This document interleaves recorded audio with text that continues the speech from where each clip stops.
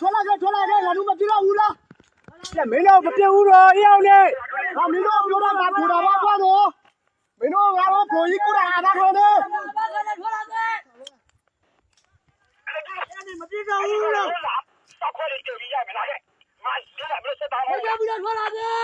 အေးအောင်လေငါတို့ခရီးကြည့်တယ်မင်းတို့ထွက်လာခဲ့ငါတို့ယောက်ျားတယ်ခရီးကြည့်တယ်တကယ်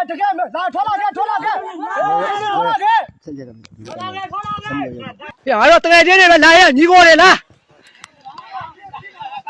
အချိန်လေးကစောင်းလို့မ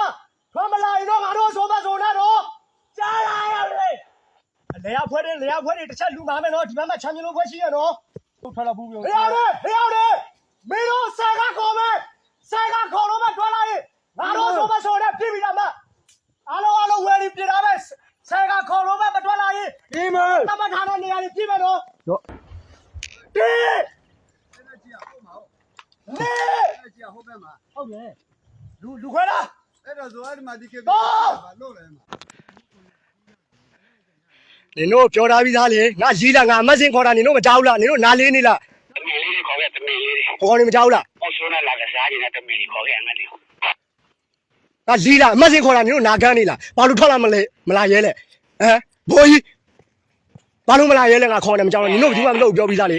ဘိုးကြီးမိတ်ပဲလို့ပြောပြီးသားလေကြောက်ဒီကောင်လာကြီးပါအဲ့မှာဒူထားဒီဘောကဆောင်းတော့ကြွနေတယ်နော်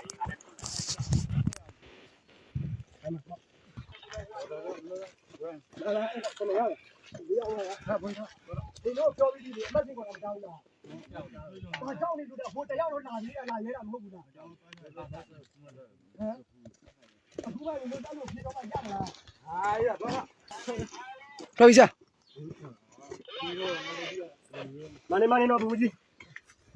စစ်သားမဟုတ်လား။စစ်သားဆိုမိုက်တိုင်းလို့။ဟုတ်ပါ။မနေနော်။ဒီမဲ့လာတော့အဖေတို့